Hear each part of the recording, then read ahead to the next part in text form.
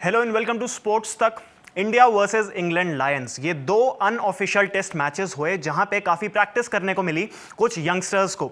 अब इसमें केएल राहुल भी जुड़ जाते हैं क्योंकि सेकंड अनऑफिशियल टेस्ट का वो भी हिस्सा थे। उन्होंने बीसीसीआई को रिक्वेस्ट की, लेकिन अब सवाल ये है कि जो ये यंग इंडियन टीम है विदाउट विराट कोहली, रोहित शर्मा के बगैर, अश्विन के बगैर, शामी के बगैर, अब इस टीम में किस तरीके से ये इंग्लैंड को क्या वो कॉन्कर कर पाएंगे या फिर नहीं, ये एक बड़ा सवाल जो है अब सामने आता है। इंडिया वर्सेस इंग्लैंड एक हमेशा बड़ी सीरीज रहती है और 5 मैच की ये टेस्ट सीरीज होगी इंग्लैंड में। इंग्लैंड एक ऐसी जगह है जो कि काफी ज्यादा मुश्किल होती है कंडीशंस वाइज, स्पेशली बैट्समैन के लिए। वहां पे स्विंग कंडीशंस को खेलना किसी भी डोमेस्टिक क्रिकेटर के लिए आसान नहीं होता है। अब कुछ प्लेयर्स ऐसे हैं जो डेब्यू कर सकते हैं, अब चाहे वो साई सुदर्शन का नाम हो कि क्या पता, हो सकता है वो डेब्यू करें। ध्रुव जुरैल ऑलरेडी खेल चुके हैं, करुण नायर ऑलरेडी खेल चुके हैं, लेकिन अब कैप्टन शुभमन गिल और कोच गौतम गंभीर के सामने कौन से वो क्वेश्चंस हैं, बड़े क्वेश्चंस, जिनको सॉल्व करेंगे वो तो एक अच्छी टीम जो है प्रिपेयर कर सकते हैं। सबसे पहले तो ओपनर शायद अभी तय है कि केएल राहुल और जायसवाल ही ओपन करेंगे, लेकिन 3 नंबर पे कौन खेलेगा? क्या शुभमन गिल 3 खेलेंगे या फिर 4 खेलेंगे? अगर गिल विराट कोहली की जगह 4 खेलते हैं तो 3 नंबर पे कौन खेलेगा? क्या अभिमन्यु ईश्वरन होंगे? क्या वो करुण नायर हो सकते हैं? क्या वो साई सुदर्शन हो सकते हैं? तो ये भी सवाल होंगे। क्या ध्रुव जुरैल को खेलने का मौका मिलेगा, क्योंकि इस सीरीज में उनकी परफॉर्मेंस अच्छी रही है? तो एक एक करके इन मुद्दों पे आएंगे, लेकिन सबसे पहले एक रिपोर्ट कार्ड आपको दिखाते हैं कि किस तरीके से परफॉर्मेंसेस रही हैं इन खिलाड़ियों की। सबसे पहले स्टार्ट करते हैं अभिमन्यु ईश्वरन से, जो कि कैप्टन थे इंडिया ए के इस सीरीज में। अब उनकी अगर परफॉर्मेंस देखें तो 4 इनिंग्स में 167 रन उन्होंने बनाए हैं, 41.75 की उनकी एवरेज है, 2 50 शामिल है।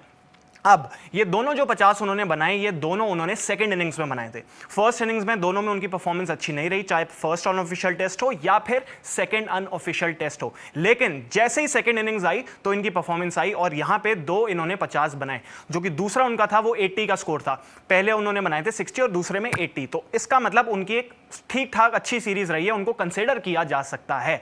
अब अगर अभिमन्यु ईश्वरन होते हैं तो क्या वो 3 नंबर खेल सकते हैं, या फिर टीम साई सुदर्शन के साथ जाएगी, या फिर करुण नायर या ध्रुव जुरैल में से इन दोनों को खिला के अभिमन्यु और साई सुदर्शन दोनों का पत्ता साफ हो जाएगा? ये थोड़े से अभी सवाल टीम के सामने, उस पर भी आएंगे। लेकिन अब अगले खिलाड़ी की बात करते हैं, ध्रुव जुरैल, जिसने इतनी शानदार परफॉर्मेंस दी है कि दरवाजा एक तरीके से तोड़ने की वो कोशिश कर रहे हैं।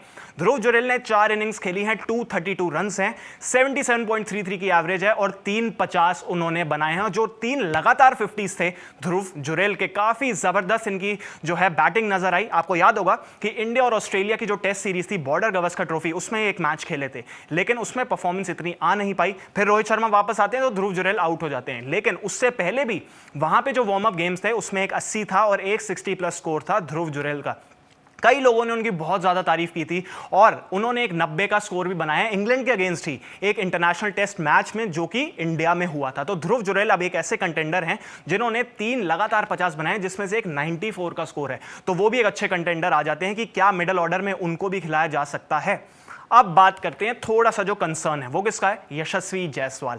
यशस्वी जायसवाल ऑस्ट्रेलिया में इंडिया के हाईएस्ट स्कोरर रहे, लेकिन इस सीरीज में जो अभी ये 2 अनऑफिशियल टेस्ट हुए हैं उसमें उनकी परफॉर्मेंस जो है खास नहीं रही। 4 इनिंग्स 110 रन, जिसमें एक 50 शामिल है, 27.50 की इनकी एवरेज है। तो यानी कि यशस्वी जायसवाल की सिर्फ एक नॉक आई, जो कि फर्स्ट अनऑफिशियल टेस्ट की सेकंड इनिंग्स में उन्होंने 64 का जो नॉक खेला था, उसके अलावा उनकी कोई भी अच्छी परफॉर्मेंस नहीं आ पाई। थोड़ा सा स्ट्रगल किया, आउटसाइड ऑफ पे थोड़ी सी तकलीफ हुई, और जो आखिरी अनऑफिशियल टेस्ट था उसकी सेकंड इनिंग्स में 12 बॉल में 5 रन पे वो आउट हो जाते हैं। तो यशस्वी थोड़ा सा कंसर्न है, उनकी जगह को लेके कोई दिक्कत की बात नहीं है। केएल राहुल के साथ वही ओपन करते हुए आपको नजर आएंगे, ये तो तय है, क्योंकि उन्होंने पहले जो क्रिकेट में परफॉर्म किया है इंटरनेशनल क्रिकेट में, वो उनकी परफॉर्मेंस काफी शानदार रही है। उनकी 55 की एवरेज है टेस्ट क्रिकेट में, तो इस वजह से यशस्वी जायसवाल एक स्ट्रॉन्ग कंटेंडर है। लेकिन धीरे धीरे जो है उनको जो है अपनी गाड़ी को पकड़ना पड़ेगा, तेज करनी पड़ेगी अपनी रफ्तार, और रन्स दोबारा बनाने पड़ेंगे रिदम में आने के लिए, क्योंकि रोहित शर्मा और विराट अगर नहीं है तो यशस्वी जायसवाल और केएल राहुल की ओपनिंग जोड़ी बहुत इंपॉर्टेंट हो जाती है। अब बात करते हैं करुण नायर की, जिनका नाम काफी लंबे समय से चल रहा था, और इसमें इस 2 मैच के अनऑफिशियल टेस्ट मैचेस में इन्होंने एक डबल सेंचुरी लगाई थी और उसकी चर्चा हर जगह हो गई। 3 इनिंग्स के लिए 259 रन हैं, 86.33 की जबरदस्त एवरेज है और एक डबल 100 इसमें शामिल है। तो उस डबल 100 के बाद उन्होंने तो अपनी सीट जो है वो तय कर लिया है। इससे पहले वो इंडिया के लिए जब खेले थे, आपको याद होगा, उन्होंने एक ट्रिपल सेंचुरी बनाई थी। और वीरेंद्र सहवाग के अलावा अगर किसी ने ट्रिपल सेंचुरी बनाई है इंडियन क्रिकेट में तो वो कौन है? वो है करुण नायर। तो अब उनको इतने समय के बाद मौका मिला है। उन्होंने कहा था कि dear cricket please give me another chance, तो ये चांस उनको मिला है और शानदार परफॉर्मेंस उनकी रही है। इसके अलावा अब बात करते हैं कौन है? केएल राहुल। केएल राहुल जो कि सीरीज का हिस्सा नहीं थे, लेकिन वो बीसीसीआई को रिक्वेस्ट करते हैं, आते हैं और 2 इनिंग्स में एक 100 उनका है, जहां 116 का नॉक था, 167 रन है, 83.50 की एवरेज है। फिर जब दूसरी इनिंग आती है, वहां पे भी ओपन करते हुए एक अर्धशतक आता है, जहां पे 51 वो रन्स बनाते हैं। अभिमन्यु ईश्वरन भी उसमें 80 बनाते हैं, लेकिन केएल राहुल जो है दोनों इनिंग्स में उन्होंने शानदार परफॉर्मेंस दी है। तो अब यहां पे सवाल ये उठता है कि बैटिंग ऑर्डर क्या होगा। अब अगर नीतीश कुमार रेड्डी की भी हम आपको बात बताएं तो नीतीश कुमार रेड्डी ने भी 135 रन बनाए हैं, उनका एक अर्धशतक है, एक 42 है, तो उनकी भी बैट से परफॉर्मेंस अब आई है। फर्स्ट इनिंग में उनकी भी नहीं थी, तब बात हो रही थी शायद शार्दुल ठाकुर जो है वो आगे आ सकते हैं, क्योंकि इन दोनों में से टॉसअप होगा, कोई एक खेलेगा, या तो शार्दुल ठाकुर खेलेंगे या फिर नीतीश कुमार रेड्डी खेलेंगे। बॉलिंग की भी बात की जाए तो बहुत ज्यादा फासला नहीं है। एक इनिंग में शार्दुल ने 2 विकेट ली थी, लेकिन एक एक विकेट जो है एक एक इनिंग्स में नीतीश कुमार रेड्डी ने भी ली है, तो वो भी एक इंपॉर्टेंट प्लेयर है।